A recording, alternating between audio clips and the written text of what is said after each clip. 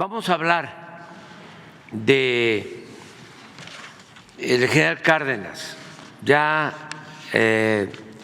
mencionamos en una primera lectura del libro Gracias, que trata sobre el humanismo mexicano, que tiene, como he venido sosteniendo, dos pies: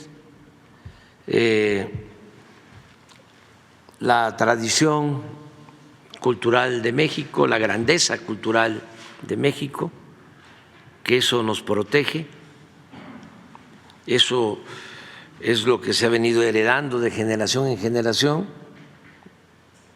tiene su origen en el florecimiento de las grandes civilizaciones que prevalecieron en la época prehispánica, y eso se mantiene hasta nuestros días y es lo que nos da identidad, idiosincrasia, y por eso el pueblo de México es un pueblo trabajador y es un pueblo fraterno y es un pueblo honesto. Eso nos ha ayudado mucho. Y lo otro que nos ayuda mucho es nuestra historia política, que es excepcional.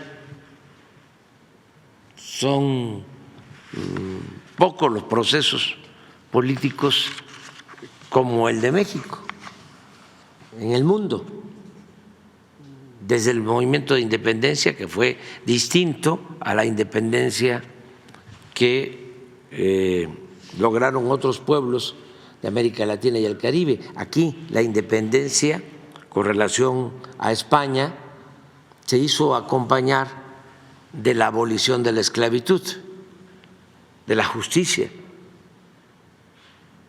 Lo mismo, en ninguna nación, en ninguna parte del mundo se llevó a cabo una reforma como la que se realizó a mediados del siglo XIX, la que llevaron a cabo Juárez y los liberales para separar el poder clerical del poder público. Eso es único en el mundo. Y desde luego nosotros, nuestros antepasados tuvieron la osadía, tuvieron el arrojo de llevar a cabo una revolución, que es la primera revolución social del siglo XX, con una constitución de lo más avanzado en cuanto a garantizar derechos sociales. Entonces, el actor, el protagonista principal de toda esta historia siempre ha sido el pueblo de México, es el motor del cambio, pero han habido dirigentes excepcionales que también no los tienen en otros países. Por eso tenemos que recordarlos, porque todos ellos nos dejaron enseñanzas que son muy valiosas para enfrentar el presente y para tener un mejor porvenir. Antes, en el periodo neoliberal, todo esto les parecía anacrónico, obsoleto. Hablaban del fin de la historia.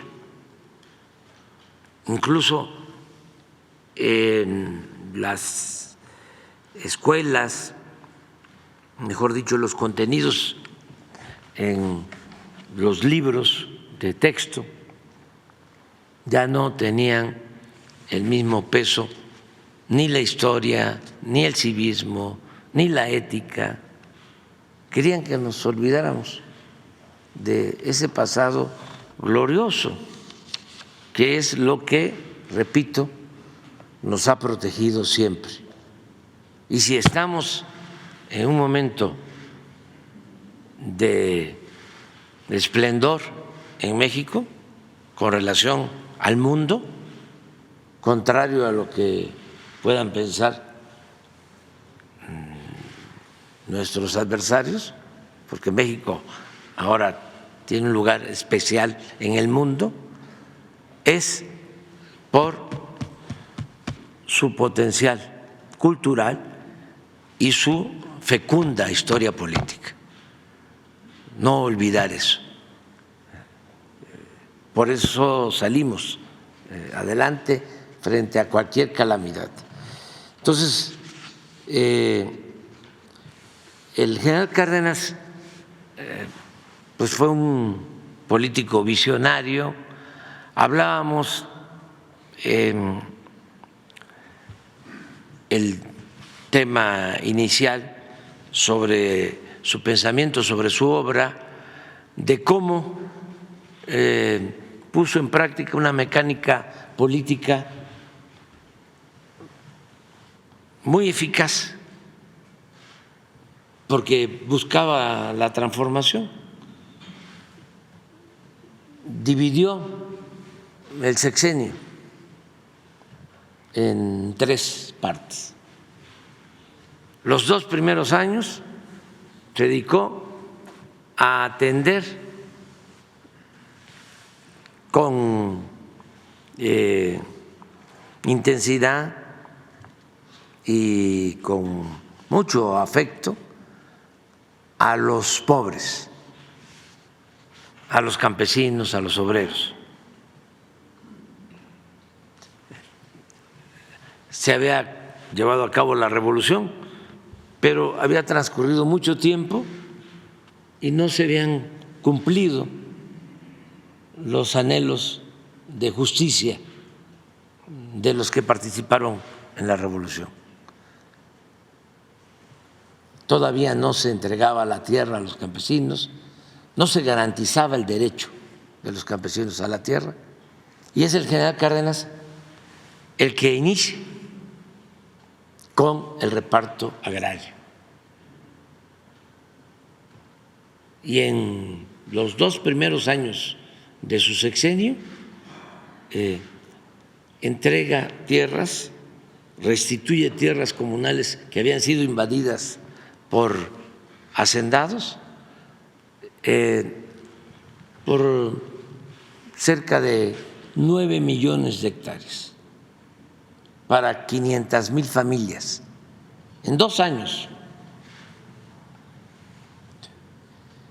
Lo que no se había hecho en todos los gobiernos posrevolucionarios hasta la llegada del general Cárdenas. No habían entregado 9 millones de hectáreas. Al final el general entregó 18 millones de hectáreas a 1 millón de familias campesinas, en aquel tiempo muchos. Entonces, lo otro fue estar del lado de los trabajadores, garantizar el derecho de los trabajadores a salarios justos, a jornadas laborales de 8 horas, y después de eso, de estar con los campesinos, con los obreros, ya viene la segunda etapa de su estrategia, la organización. Es cuando surge la CNC, la Confederación Nacional Campesina, la CTM, Confederación de Trabajadores de México, y organiza a las masas, organiza a los campesinos, a los obreros, se reforma el Partido Nacional Revolucionario, que se convierte en Partido de la Revolución Mexicana. Y la tercera etapa de su estrategia, ya que la gente, sobre todo los de abajo, están con él, y ya hay organización, entonces empieza a recuperar los bienes que se habían entregado durante el porfiriato a extranjeros. Y así es como se lleva a cabo la expropiación petrolera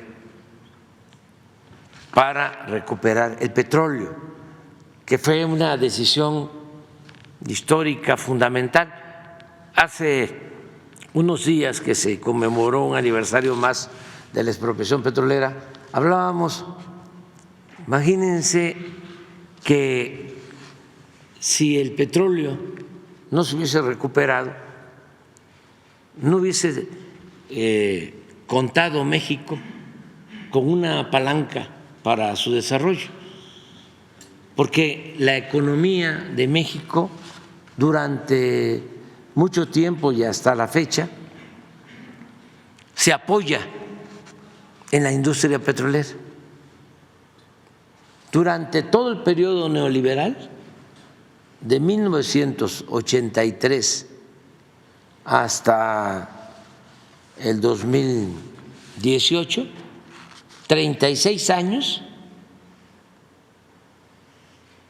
el 30% del presupuesto nacional, 30% durante 36 años, provenía de ingresos petroleros.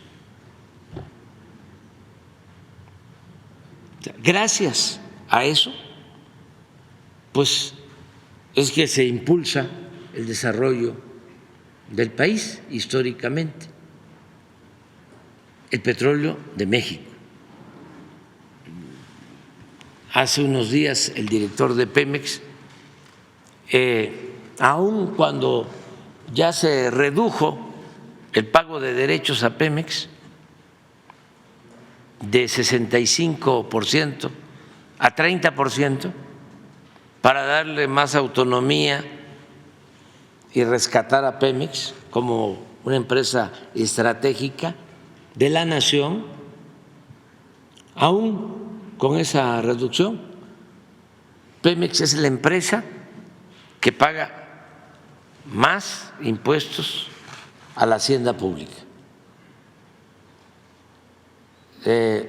Paga el doble de lo que paga la empresa con más ingresos en México, la empresa particular, el doble paga Pemex a la hacienda pública. Todavía como un 15% del presupuesto tiene que ver con los ingresos petroleros. Por eso esa decisión del general Cárdenas fue extraordinaria para el desarrollo de México, porque estamos hablando del 38 hasta la fecha. Y recordemos que en este periodo fue cuando se llevó a cabo un crecimiento económico excepcional, lo que se conoció como desarrollo estabilizador. Estamos hablando que de 1940 hasta 1970, 30 años, la economía de México creció en promedio anual 6%. Y sin devaluaciones, sin inflación, sobre todo en los tiempos que fue secretario de Hacienda Antonio Ortiz Mena, 12 años, tasas de más del 6%, sin inflación y sin devaluación. Se conoció eso como el milagro mexicano, pero tuvo que ver mucho con el impulso que tuvo la economía, porque México ya poseía petróleo, era el petróleo de la nación. Además de ser un auténtico humanista y poseer otras virtudes, el general Cárdenas supo manejar con precisión los tiempos. Eso es lo otro. Asunto que en política suele resultar esencial y definitorio. Política, entre otras cosas, es tiempo, manejo de tiempos. Unos días antes de anunciar la expropiación petrolera, anotó en su diario que sobre la carretera, en las cercanías de Cuernavaca, caminó y platicó durante más de una hora con su maestro, amigo, compañero y paisano, el general Francisco J. Mújica. Menciona el general Cárdenas lo siguiente, lo cito: hicimos consideraciones de las circunstancias que podrían presentarse si gobiernos como los de Inglaterra y Estados Unidos, interesados en respaldar a las empresas petroleras, presionaban al gobierno de México con medidas violentas, pero tomamos también en cuenta que se presenta ya, decía entonces, la amenaza de una nueva guerra mundial con las provocaciones que desarrolla el imperialismo nazifascista y que esto los detendría de agredir a México. Habla de Estados Unidos y de Inglaterra. En el caso de que se decretara la expropiación. Entre otras razones, y aprovechando esas circunstancias, como sabemos, el 18 de marzo de 1938 se lleva a cabo la expropiación petrolera.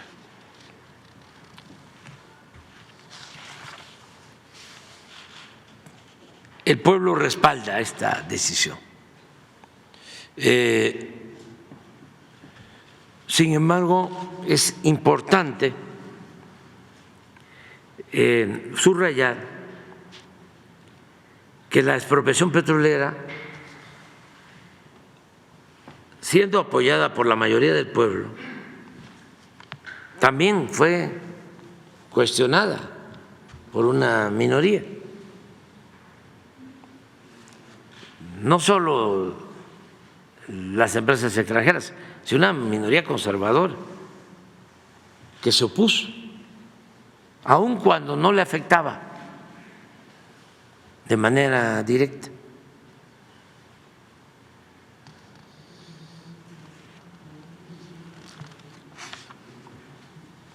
En las fotos de la época se advierte la presencia mayoritaria de la gente humilde, los que más apoyaron, hombres y mujeres indígenas, campesinos, obreros, maestros, empleados e integrantes de las clases medias bajas. Fue el pueblo raso el que apoyó y cooperó con el gobierno para el pago de las indemnizaciones a las compañías petroleras extranjeras. ¿Cómo olvidar que tantas mujeres pobres donaron parte de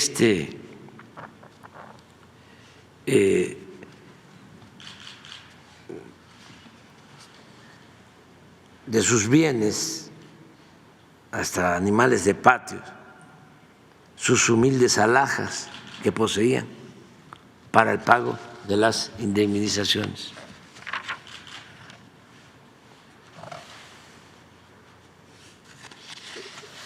Es importante, ya lo hemos visto en otras ocasiones, que además de ese masivo y contundente respaldo popular, el gobierno del general Cárdenas contaba con otra circunstancia favorable, porque siempre lo interno está vinculado con factores externos, circunstancias internacionales. Por ejemplo, a nosotros los mexicanos nos ayudó mucho que cuando la intervención francesa estuviese en la presidencia o estaba llegando a la presidencia de Estados Unidos, Abraham Lincoln, y él asumió una actitud en favor de México, en contra de la invasión francesa. Nunca reconoció a Maximiliano. Y no es casual que el presidente Juárez haya optado por ir a mantener en alto la bandera de nuestra República en lo que antes se llamaba Paso del Norte y hoy se llama Ciudad Juárez. Allí instaló su gobierno, estuvo en el estado de Chihuahua 2 años, en la franja fronteriza.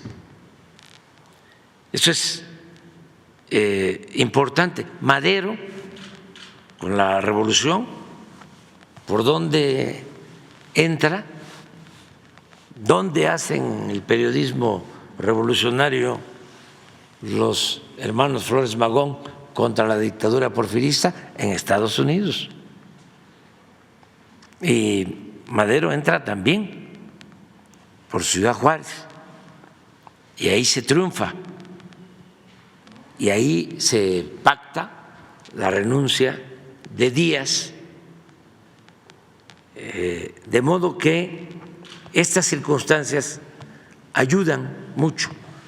Entonces, cuando la expropiación gobernaba Estados Unidos, el presidente Franklin Delano Roosevelt, que era un gran estadista y fue muy respetuoso de la decisión que tomó el presidente Cárdenas, así como Lincoln fue respetuoso de México, defensor de la independencia de México, y se entendió muy bien con el presidente Juárez. Así el presidente Roosevelt se entendió muy bien con el presidente Cárdenas.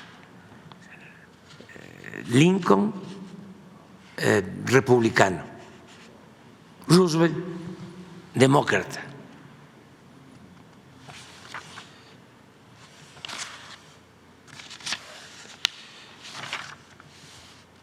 Ya hemos visto en otras ocasiones cómo se tuvo también pues un reconocimiento del presidente Cárdenas en su momento al presidente Roosevelt. Hay una carta que le envía el presidente Cárdenas donde le dice: mi gobierno considera que la actitud asumida por los Estados Unidos de Norteamérica en el caso de la expropiación de las compañías petroleras viene a afirmar una vez más la soberanía de los pueblos de este continente que con tanto empeño ha venido sosteniendo el estadista del país más poderoso de América, el excelentísimo señor presidente Roosevelt. Y además tuvimos la suerte, que en política juega un papel también importante, la suerte, de que el embajador de Estados Unidos en ese entonces en México era Joseph Daniel, que tenía muy buena amistad con el presidente Roosevelt, porque Daniel fue jefe del presidente Roosevelt antes de que Roosevelt llegara a la presidencia. Daniel fue secretario de Marina en Estados Unidos y de él dependía el presidente Roosevelt. Cuando el presidente Roosevelt llega a la presidencia, nombra a su antiguo jefe, lo nombra embajador de Estados Unidos en México. Y Daniel era excepcional. En sus memorias, por ejemplo, escribe lo siguiente: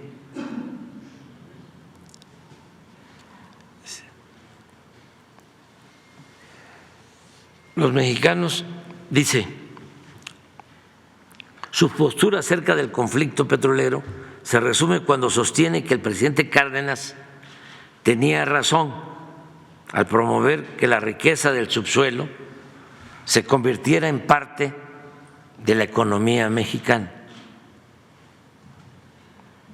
y que la crisis petrolera se debía a la negativa sistemática de las empresas extranjeras a modificar su visión, y lo cito textualmente, pues consideran que los mexicanos nacieron para enriquecer a extranjeros y que Dios puso importantes recursos naturales en el subsuelo de México para aumentar las fortunas que se encuentran en los cofres de los explotadores y concesionarios del extranjero. Ese era Daniel. Hasta aquí va a quedar. Mañana ya terminamos, pero fue muy importante la decisión histórica de expropiar el petróleo.